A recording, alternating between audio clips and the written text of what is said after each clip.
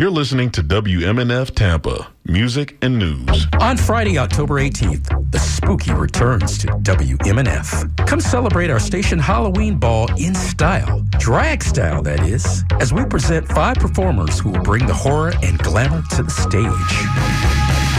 Kinsey, Gidget Von Adams, Mr. Grip, Discord Adams, and Kat Sass as Dame Judy, and your host and MC Apollo Infinity, plus DJ Jet, ready to slay the crowd into a frenzy. Don't forget our costume contest. The Bewitching takes place on Friday, October 18th at New World Music Hall in Tampa. Doors 8 p.m. Tickets $20 in advance, $25 at the door. Go to WMNF.org for more info. Come dressed to kill.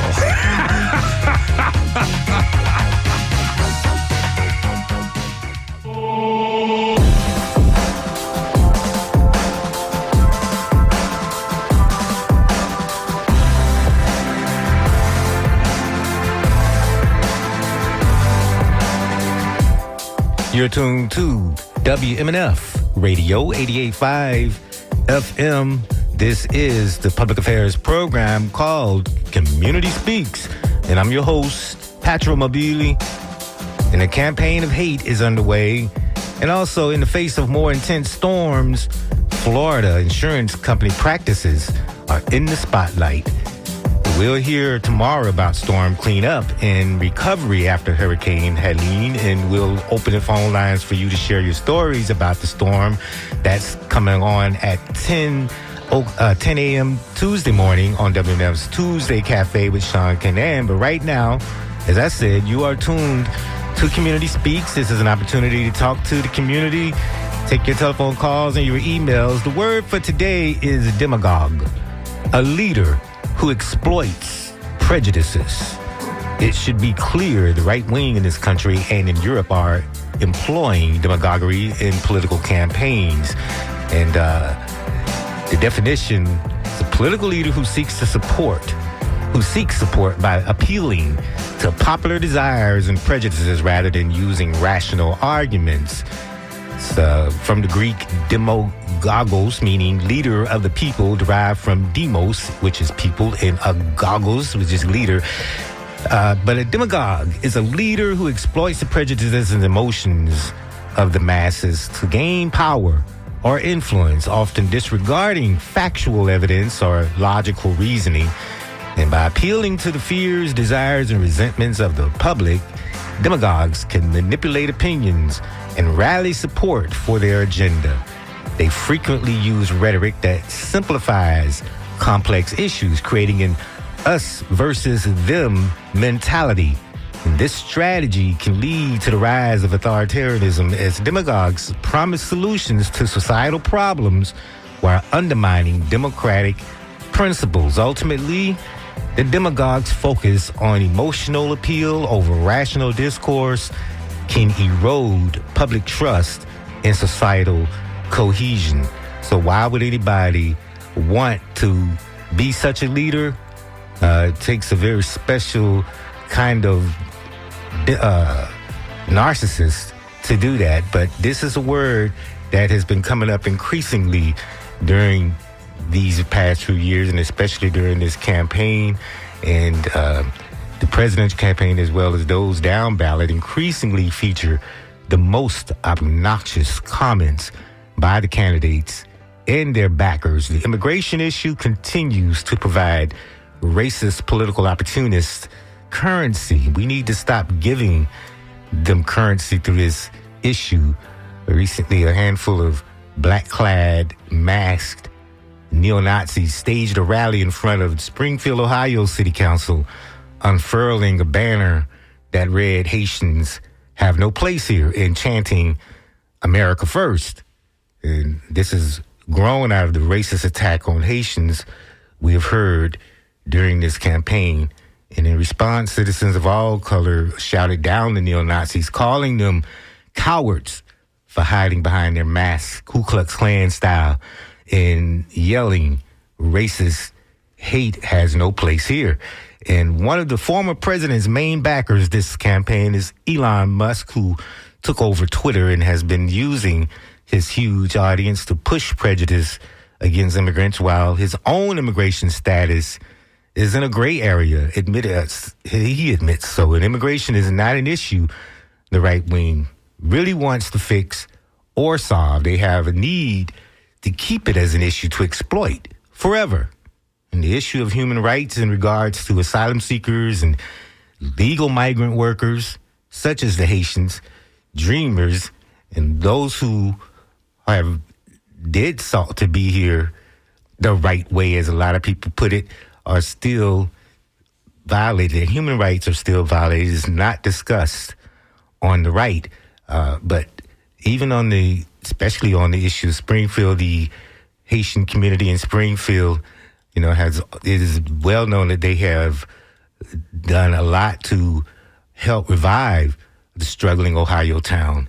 And there are those who like to stay, and they started companies, but it's clearly something that those on the right want to exploit. But the Anti-Defamation League, I could probably share this article on our website after the show, but they talk about this summer of hate. It's all summer has been going on. White supremacist activity, they have been tracking it from Memorial Day to Labor Day. And so they have been, the ADL Center on Extremism, tracked a sustained high level of white supremacist activity that included paramilitary-style marches, demonstrations, so-called fight nights, propaganda drives, and disruption of public forums across the country.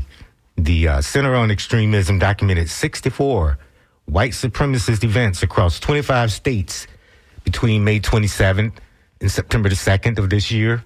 A majority of these events were small, with just 5 to 12 participants, but there were also larger gatherings, including one demonstration of roughly 200 participants. And in 2024 and throughout the summer, white supremacists also continued to distribute propaganda material in the form of banners, flyers, graffiti, and stickers. And this propaganda was primarily anti-Semitic, anti-Zionist, and anti-immigrant, with a spike in anti-LGBTQ plus activity and messaging during Pride Month in June. And these activity patterns demonstrate how white supremacists continue to opportunistically exploit current issues to raise their visibility, whether by inserting themselves in the into the anti-immigration debate in the lead up to the 2024 election, targeting the LGBTQ community during Pride Month, or adopting anti-Zionist messaging in response to the Israel-Hamas war in Gaza in the October 7th attack. And of course, there's been more widening of that violence. The Houthis down in Yemen have been struck recently by Israel because in response to what they've been doing, the violence they've been carrying out. But such efforts allow the white supremacist movement to further its goals and recruit new members, fundraise, harass, and intimidate minority communities, and basically normalize racist, anti-Semitic, anti-immigrant, and anti-LGBTQ plus hate. And the following is listening to all of the marches, all of this is a glimpse into the activities and rhetoric over the past few months. We're talking about one group called the Patriot Front. They held more public demonstrations over the summer than any other white supremacist group. Summer has been a particularly active time for that group, since it often chooses significant holidays like Memorial Day, the 4th of July, Labor Day, to hold larger demonstrations to get higher visibility, of course. This group also held several medium-sized flash demonstrations over the Memorial Day and Labor Day holiday events. Basically, as I said, opportunistic. There's a lot that we want to talk about, to share. We're going to talk about, how not only have they been doing these to get visibility physically, but we've had, like I said, in this campaign, this a lot of this racist rhetoric, anti-immigrant rhetoric has been raised. And a lot of these lies, especially against the Haitians, have been raised to the highest level of discourse in a presidential campaign. And, of course, as I said, Elon Musk has been using his huge audience on Twitter to even get more visibility to exploit this issue while not talking about his own immigration status, which he and his brother have called very much in a gray area. But I see some of you are already calling, and, of course, this is Community Speaks. We want to talk to you. The number to call, of course, is 813-239-9663. You could also write me, DJ, at WMNF.org. And, of course, I want to get to some of the insurance issues as well. That issue in terms of how insurance companies have been exploiting homeowners in Florida is particularly have been in the spotlight. But go ahead, caller. You're on Community Speaks. Hello? Yes. Can you hear me? Oh, okay. Yes. Nobody anyway. I just wanted to say something about the undecideds or the on the fencers. If you can't decide between fascism and democracy, you're not worth the time of day. I just don't get it. I don't get why everybody is catering to these people. It makes no sense to me. Yeah. Makes no sense. I am a white man, but I'm not part of the straight white patriarchy because I'm part of the LGBTQ community. And they have no more use for me than any other. Right. You know what I mean?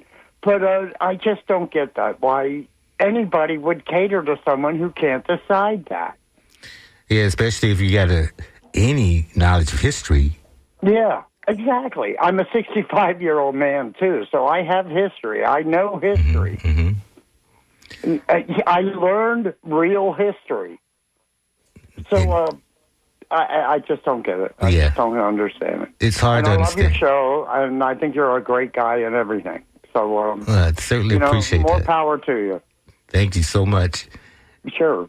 And I'll go because I know you got other callers. No, nobody's calling right now, but keep your head up. That's what I got to say. Yeah, I tried to. I went to the Pride Parade here in St. Pete, and it was incredible.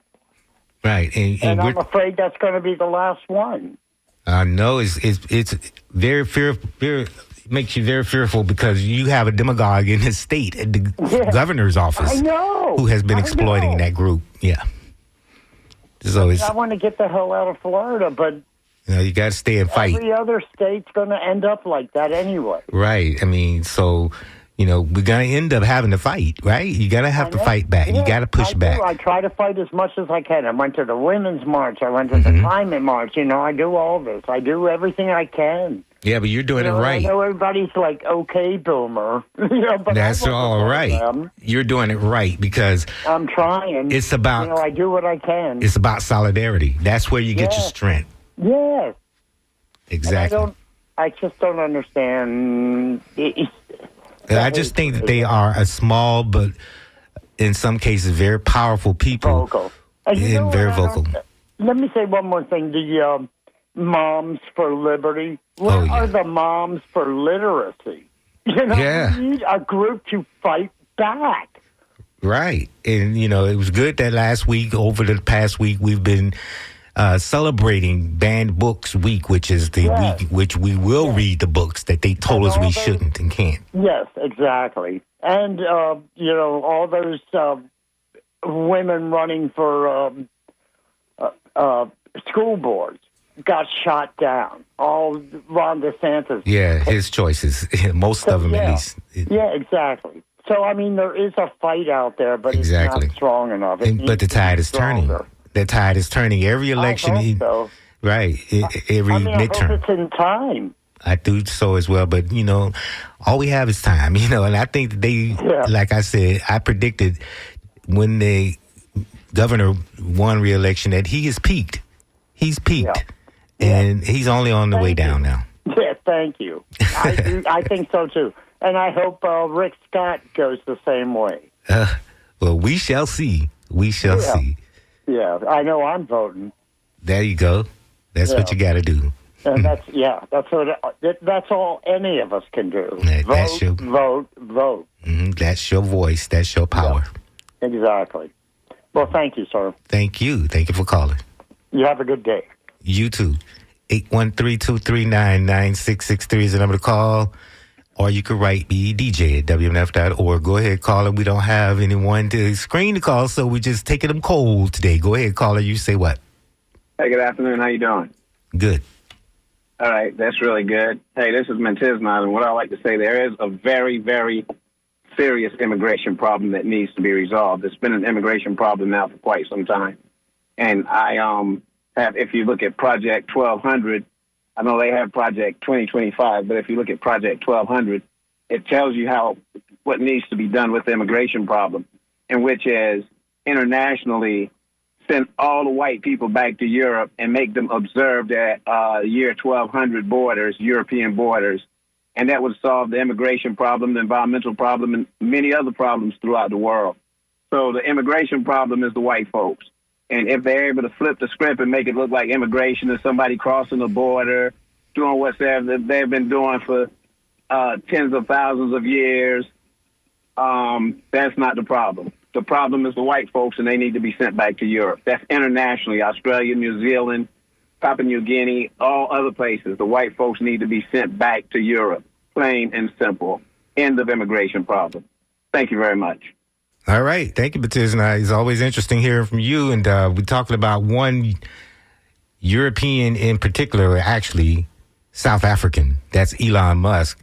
You know, he was born in Pretoria, South Africa, and moved to Canada shortly before his 18th birthday and acquiring citizenship there through his mother, a Canadian citizen. According to numerous biographies of him published in recent years, he had this enterprising spirit from a young age, and he set sight on immigrating to the United States. But he and his brother said that the immigration status is pretty much a gray area. His first company's origins were humble, he says, and I guess it was he and his brother. His brother's name is Kimball, co-founder of the startup. They both set out on the path to come to the United States, succeed, and I guess that's the position now that he's a billionaire, that if you are going to bring something to the table to the United States, then unquestionable immigration, yes, come on. So basically immigration for the rich. He moved to California. He began go to college, but he dropped out, decided to focus on founding that company, that first company.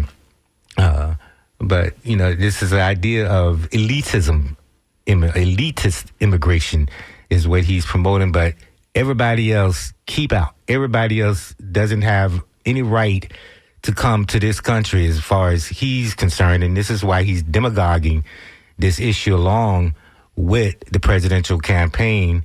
But this is a guy who's using this huge platform basically to spread lies, and as we've seen in Springfield, what lies can do when raised to the presidential campaign level, where you expect to have some cogent speech, talking with some sense, but we've not seen that.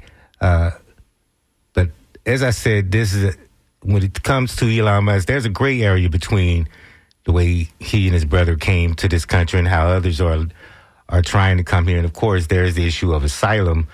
But we talked about how, this guy is really quite dangerous on this issue. And it's one of those issues, as we've seen, can foment violence. And these people are continuing to try to get traction out of this issue. And it's important to recognize how people, especially in this issue, when it comes to Haitians, are experiencing this violence, especially in Springfield, because that was a baseless, dangerous claim, this pet eating claim. There's too much fakery going on, and that was a false claim.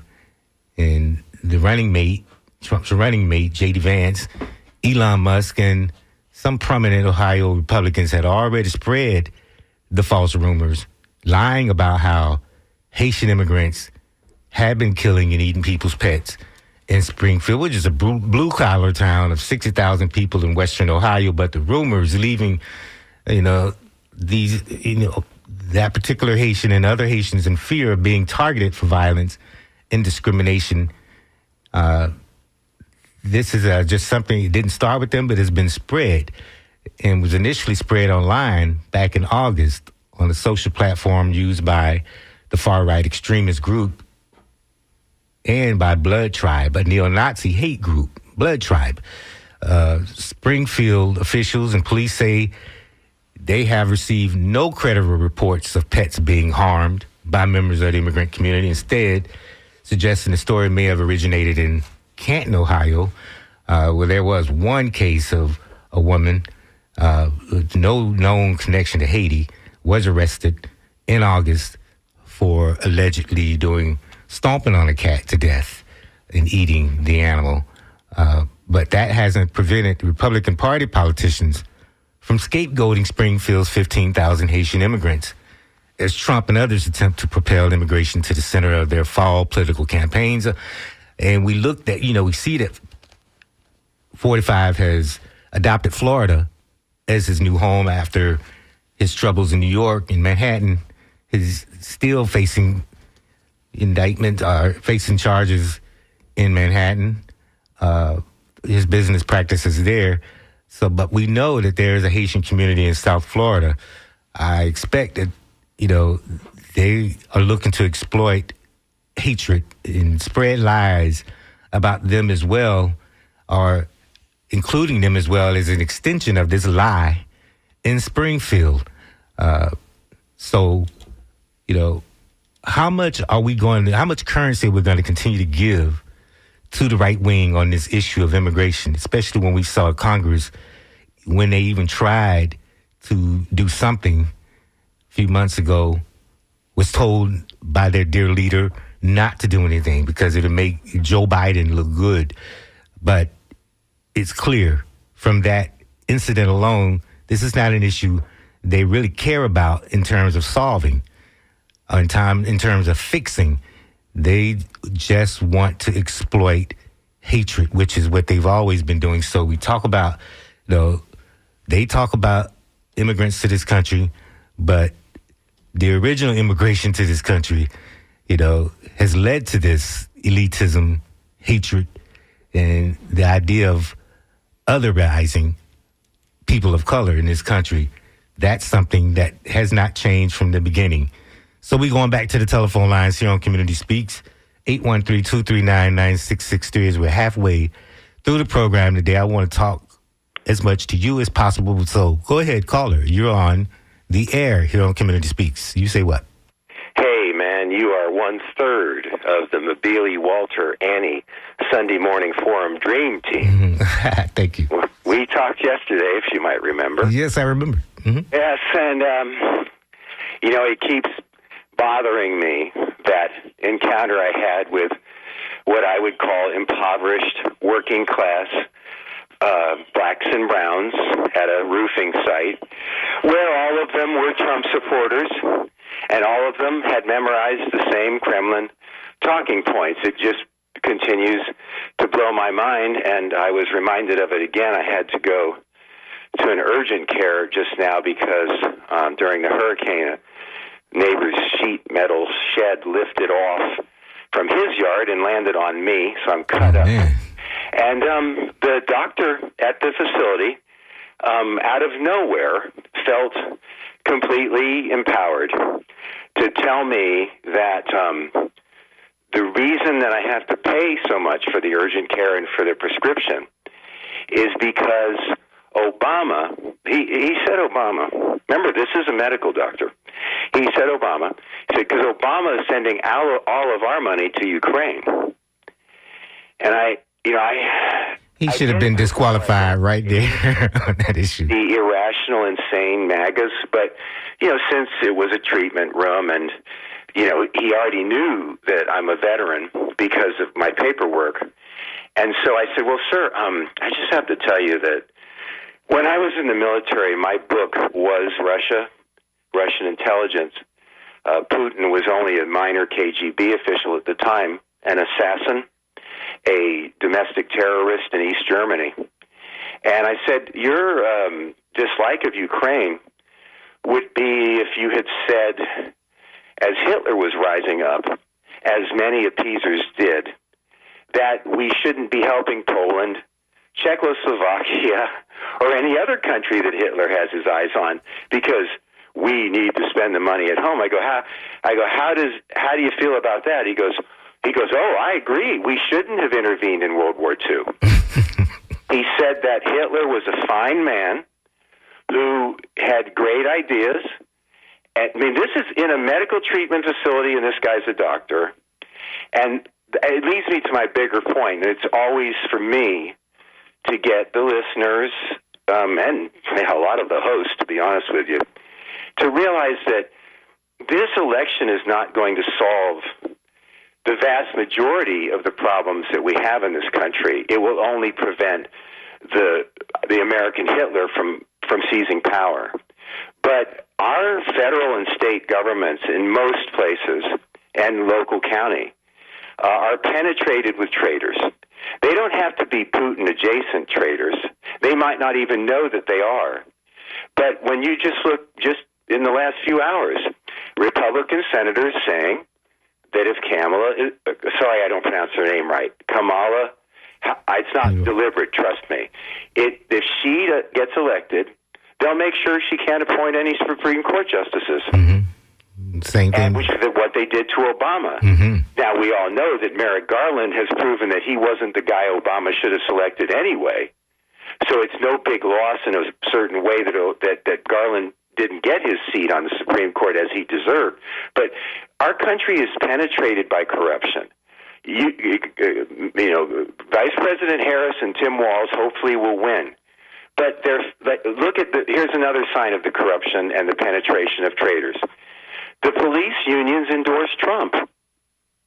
I mean, when That's you not have a big surprise. A significant percentage of your fellow citizens who are willing to vote for a man who is so clearly a monstrous and dangerous person, when police unions endorse a convicted felon, when 44% apparently right now are still willing to vote for him, they're not going to go away if Harris and Walz are elected.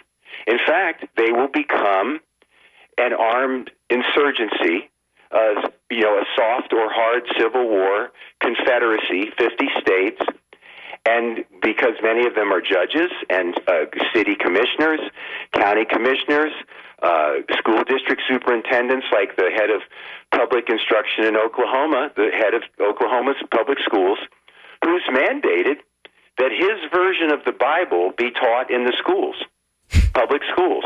We've got so much work to do. Yeah. And when I hear people say all you can do is vote or go to a march, well, God bless that man for doing even that much.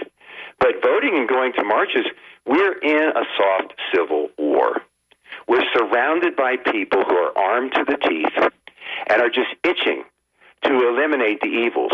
And I'll leave you with this. All of the listeners, if they haven't already, it's kind of a grotesque B movie. It's a series of movies called The Purge. The most recent, sequel was The Forever Purge, in which a group of people that resembled MAGAs in every way, not just police, but just regular people, during a certain period of time, went from place to place, killing LGBTQ, blacks, Hispanics, and anybody else they wanted to. Trump yesterday advocated that explicitly. Yeah. Look it up. Not surprised. He advocated the purge. So all of us, especially who you call yourself a pacifist or to adopt Martin Luther King's tactics, if they hit you on one cheek, turn the other cheek, and keep letting them hit you until their arm gets tired, well, we see how that turned out for him personally. He was murdered, and he knew he was going to be murdered in Memphis. But some of us don't want to be murdered by these MAGAs. And if these MAGAs think that all progressives and liberals and all who oppose Trump, even many Republicans, not enough oppose Trump, if they think that they're going to just be able to roll over us like Hitler's thugs did, well, I'm sorry, but some of us are quite skilled, and you're not going to win this civil war any more than you won the first one. And we're going to make General Sherman, this time, he's not going to just take 60 miles of Georgia to kill the Confederacy. He's going to take everybody out who is a Confederate and offer them what Putin has offered them: move to Russia or STFU. In other words, if you're a traitor and you support Trump and you hate, Vice President, soon to be, hopefully, President Harris, then you're a traitor. Don't expect to be able to talk that way in public and not have some consequences. I mean, the doctor today, it was all I could do is to say, listen, this whole conversation is inappropriate for you to have started. Sound like he was gaslighting you a lot, too. No, he wasn't gaslighting me. He thought I was a MAGA. Remember, I'm an old white man with short hair. So, as I said, if he thought you were MAGA, then it just goes to prove the point that facts don't matter. Never mattered to them. They were just throwing. Just facts don't matter, but they think that if you're white and you're a certain age and you look a certain way, that you're in on the Confederacy. And that's one reason I know so much about these folks, and why also, because I, have the ability to be friendly to almost anybody, even if it's fake, why I also can talk to a bunch of impoverished, sweating black and brown workers who all told me they support Trump. Then this guy just thought I was one of him, and that he could spew his hate. And he didn't use the N-word against Vice President Harris, but he said something to the effect of a female dog. So, look, I just want people, WMNF listeners, it's almost like a split personality. There's the listeners that are just new age and groovy and into music. And then there's those of us like you and me and Walter and Annie and what was the other show? Surly Voices. Yes. Who are outraged, not because we have depression or we're just perpetually dissatisfied, negative people, not because we have anger from our childhood and we're just turning it into political anger, but like a Jew in Germany in 1931, we can see what's coming and what we have to lock and load, be strong physically and mentally. Once on your show, when I called in and said how much I love to get high on weed because it helps me escape, one of your other callers correctly chastised me for being a drug-addled escapist and said, you know what, if you want to fight the power, you got to be sober and strong and alert. And help me to reduce my marijuana use simply so I could be more vigilant and not fake happy, not, high. So I appreciate that your show, the Sunday Morning Forum that you're a part of, and Surly Voices allows me to say what I just said. On other MNF shows, I would have been cut off at the start. And on most other so-called progressive talk shows like Tom Hartman, Minority Report, or Majority Report with Sam Cedar, I would have been cut off at the start. You guys are like the only free speech left, and not just free speech, but accurate speech. Yeah, that's the point, yeah. Accurate speech. Like the guy who called in and said, let's deport all the Europeans.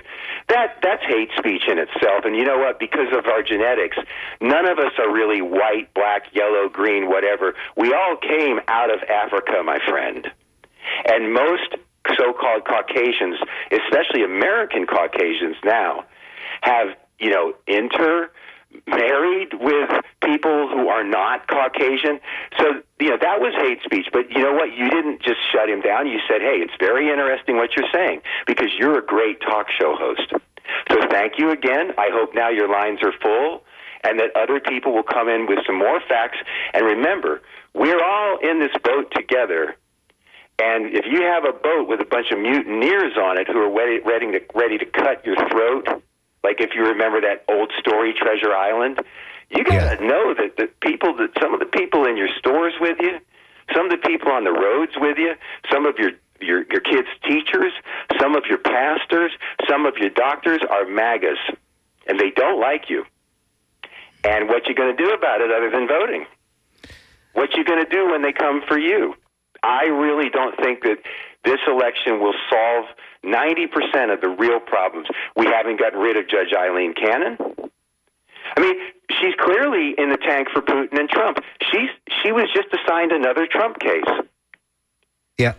Well, yeah, it's not so easy just to get rid of them. So I don't mean get rid of them in a violent way. I mean changing laws of filing judicial complaints with the 11th Circuit. Right now, we feel powerless. Other than voting, these corrupt. Look at Clarence Thomas. It's all part of a momentum of progress. Let me see if we can get some more callers on. And because you have fired them up. It's realistic because voting alone is not going to save this country. Yeah, but apathy is also not. And what you say about the police union, the idea that they can overlook what happened on January 6th when a lot of police came under attack by civilians who were acting on a lie, is something that they should remember before they just give this knee-jerk support for the right, which they've constantly have done. So it's not a big surprise. Go ahead, caller. You're on Community Speaks. Hello. Yes. Mm-hmm. Hey. God, I didn't think that guy was ever going to stop talking. But everybody knows we have an immigration problem, and everybody also knows that a lot of immigrants aren't evil and bad. I have 14 guys that work for me. They're all immigrants. Their families paid a small fortune to get them here. Mm-hmm. They're citizens now, and they're the hardest working people you ever met. But what bothers me is the people that are coming that didn't do it the right way, and takes away from the people that did do it the right way. And that's all I want to say right now, because I'm sure you have a bunch of other callers, and I don't want to be on the phone long with you, but I just that's what bothers me the most, is the people that are coming here the wrong way. Yeah, and that's called asylum. They're seeking asylum. And that, too, needs to be fixed in terms of, you could respond to that by putting judges along the border so that you can speed up that process. So, if they wanted to fix that, they could fix that as well. They just don't want to do it. But how do you know everybody that says they're seeking asylum really is? I mean... Well, that's why you have judges. That's why you have hearings. Sure, you see what I'm saying? So you have to provide a system for that, a greater system, expanded system for that, because the stuff a little bit quick, something that moves it along a little bit quicker than the way it's going. Yeah, other than demagoguery, which is what we're hearing in the campaigns, that we're just going to round everybody up and deport them in a mass deportation, and then we're going to start a war with countries who don't accept them. I mean, that's nonsense. That's just nonsense, and people applaud that. But something that has some realism to it, such as speeding up the process, instead of building walls, you can open more courthouses along the border. Thank you for your call, though. Thank you so much. And so that's how you do it the right way. 813-239-9663. Go ahead, caller. You're on Community Speaks. Hi, is it me? Yes, sir. It's you. Okay. I just want to offer something for that fellow who did talk on and on. I mean, he must have talked for 10, 12 minutes or so, and his beef about history with his doctor. I would just urge him to read, and this is just a reference, I would urge him to read the book Churchill, Hitler, and the Unnecessary War, in which a great case is made that Hitler had no intention of going to the West in World War II. His main interest was in reclaiming land to the East. And it was Churchill who drew Hitler into World War II, and it's Churchill who was responsible for a lot of bad things that happened thereafter. And the second thing I would like, and so that book is commonly available, and it's very well researched. The second thing I would like to offer to that caller was that when the Nazis got to Ukraine, they were welcomed as liberators. That's just an interesting historical tidbit. It doesn't affect his argument, but it goes to the point that history is a little bit more complex than the way he was making out. It is complex, but at the end of the day, it's not so complex. These people, Ukrainians, had to flee the Soviets just as much as they did the Nazis at the end of the day. And when it comes to expansionists, ideas of the Nazis, whether they were going to go east or west, they, along with the Soviets, applauded the invasion of Poland, for instance, and they applauded it together. They celebrated it together. The Soviets starved the Ukrainians. So history is complex, but you see the broad strokes of history and why people respond the way that they do. They're responding to Putin in Ukraine because of that history. And then the fact that people are supporting and agreeing with the invasion of a sovereign country makes no sense when you try to put it in the larger context of human rights. So, history is complex, but there's always some rhyme and reason and why people respond the way that they do after an event happens. Go ahead, caller. You're on Community Speaks. Hello, this is Lenny. I'm in Gulfport, and I want to comment about the caller who's taking up some time talking about that voting is not going to be enough, and he was complaining about the Republican Senate not allowing Kamala and Tim Walz. You can call Kamala Harris by her last name, like we do men in politics. Well, but my point is, this voting is very essential, and it's essential that we have the senators in Congress that are Democrats, and what we can do right here in Florida is get rid of Rick Scott. That's essential. We have to start with getting rid of Rick Scott, making sure that the Senate, Harris and Walz will have the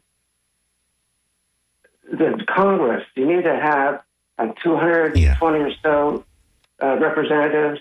You should have 61 senators, so you'd be filibuster proof, and then you get things done. So people are complaining and say, "Oh well, you're just going to vote for the president and not worry about the rest." That's a losing strategy idea right there. You're right. You're right. You have to be able to get something done. You need more than just a simple majority. And the filibuster has been one tactic that the right has used in Congress to prevent progress on a lot of issues. So you're right. Yeah, so the answer is get off your butt, volunteer, knock on doors. And it's really tricky now, especially with what, the weather we just had, the hurricane. A lot of people have been displaced.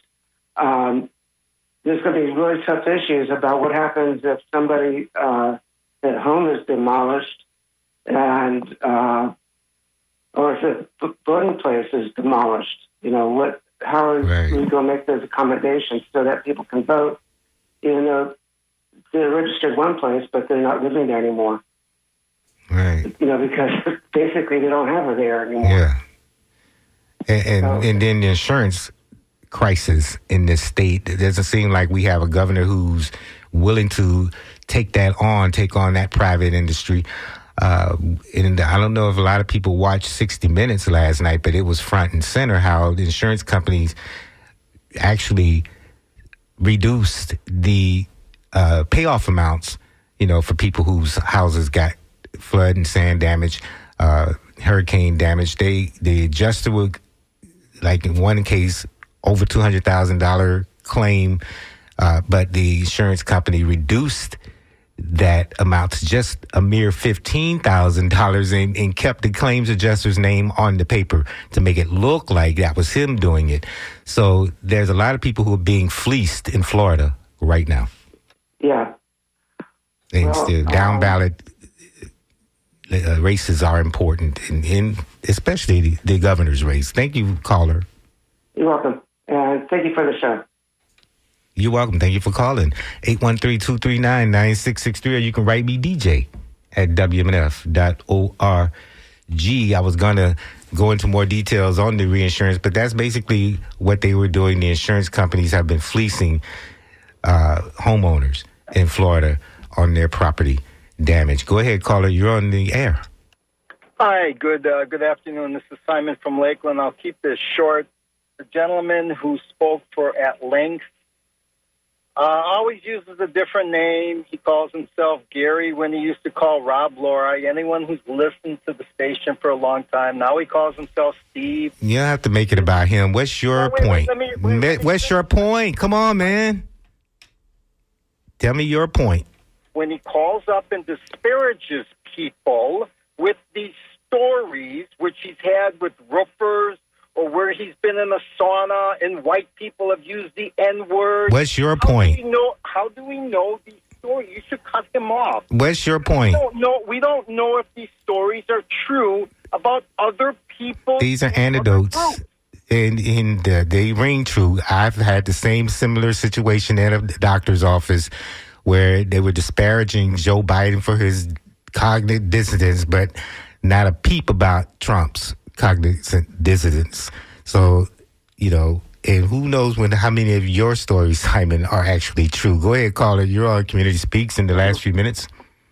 Yeah, Mobile power to the people, as usual. And the sentiment is felt across the globe. Well, there's a big change on the horizon, and it's not real good looking if we want to believe what we're hearing. I hear all this rhetoric and all this dissension and all this hyperbole about this person. That's the problem. This person is wicked and evil, but the person who's saying it ain't too nice. So that don't ring a bell. That don't ring clear with me. You need to have a clean record and jacket if you're going to talk the talk and walk the walk. You can't just be talking the walk out of both sides of your mouth and think people supposed to really appreciate that.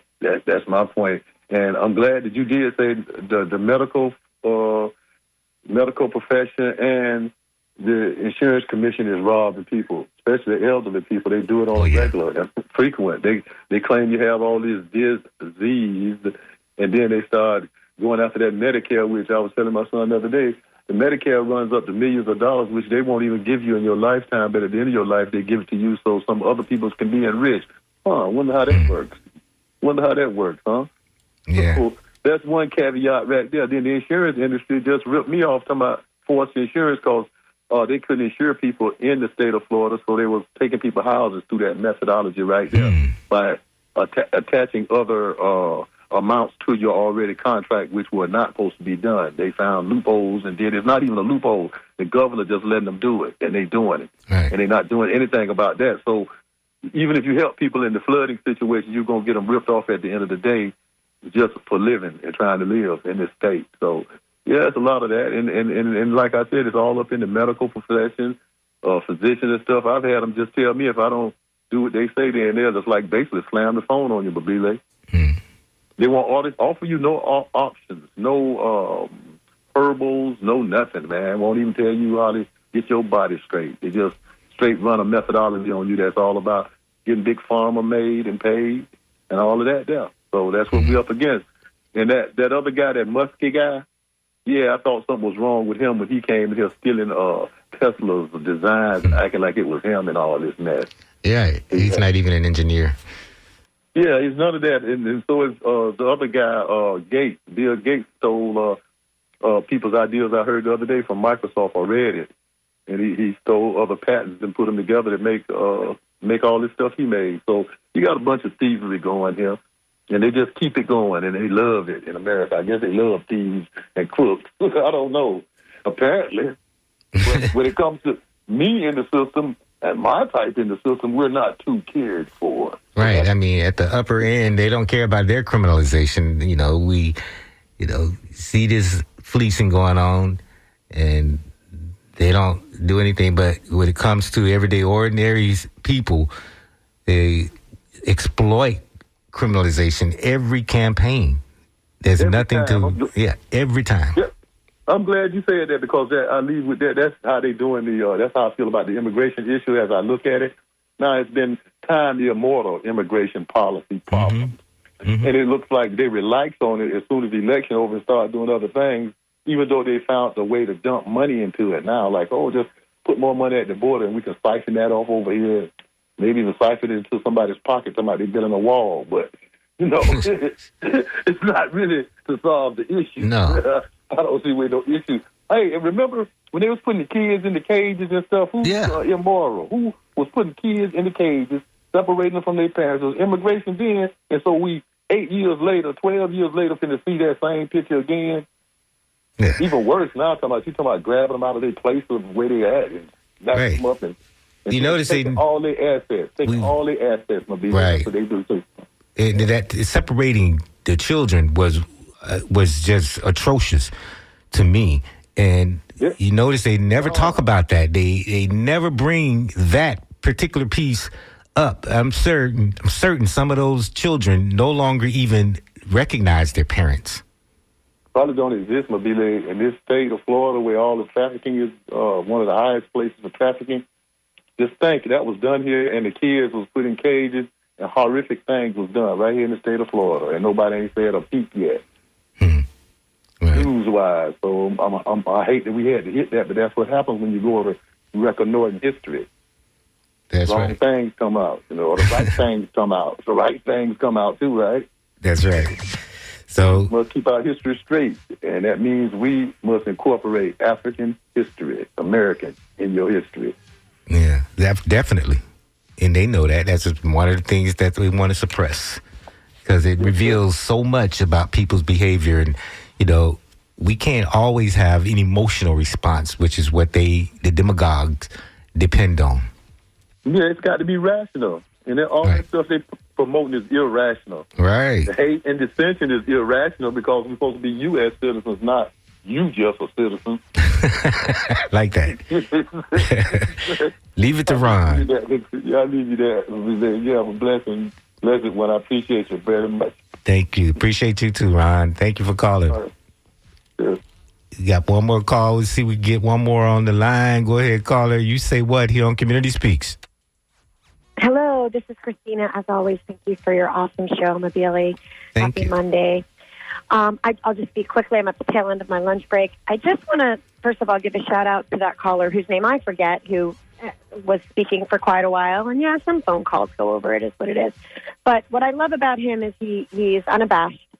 He speaks his views unabashedly, and he speaks for the underdog, and I appreciate that. Yeah. And I want to say, as far as his comments, his story that the other caller, Simon, I believe his name is, called in to complain about when Simon said, well, how do we know that story's even true, that he was in a sauna and white people were spewing racist comments? And here's what I have to say to that caller, to Simon, is that, you know what, it doesn't look good when you call in on a radio and you make a comment about another caller's comment saying, how do we know that's true? That speaks of him saying that racism isn't true, that racism isn't alive and well to this day. Because whether that story is true or not, for another caller to call in and say, how can that be? Right. Especially when that caller is white, it sends a message, it speaks of, well, are you saying that racism doesn't exist? And I just want to leave it at that.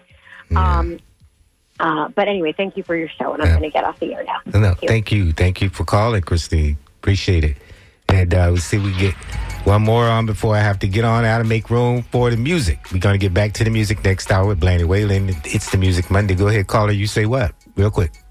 I was just curious. I know you're talking the politics and everything, but what do you think our homeowner insurance is going to go up to now after this hurricane came through? I don't know. I mean, it's going to be interesting to see. But I canceled my insurance this year, so I'm rolling the dice because they wanted $7,000 to insure my house and a $10,000 deductible. And then they probably won't pay off. I made one claim in 30 years. Wow. So I go, I'm going to roll the dice. Yeah. Fortunately, I was not harmed at all by the hurricane. Good. Good. Well, I'm glad to hear that. Yeah. Yeah, I was blessed. But I just wanted, they're going to really, I don't see how people could afford to live down here soon. Yeah, it's going to be difficult, especially if you're a homeowner. And you have a great day. Thank you. Thank you. And you too. All your family and everyone's safe. Yes. Thank you for calling. Thank you for that. Bye-bye. Thank you for your call. Hey, that's the end of the show. We're going to get some update from the scoop. Locally produced news right here at WMNF, and then we got to get back to the music next hour with It's the Music Monday with Blaney Whalen And thank you for tuning in to Community Speaks. Sean Canan at 10 a.m. tomorrow is going to talk about hurricane and recovery and all of that. So we'll continue that conversation. But keep it tuned. You tuned to WMNF Tampa here on 88.5 FM.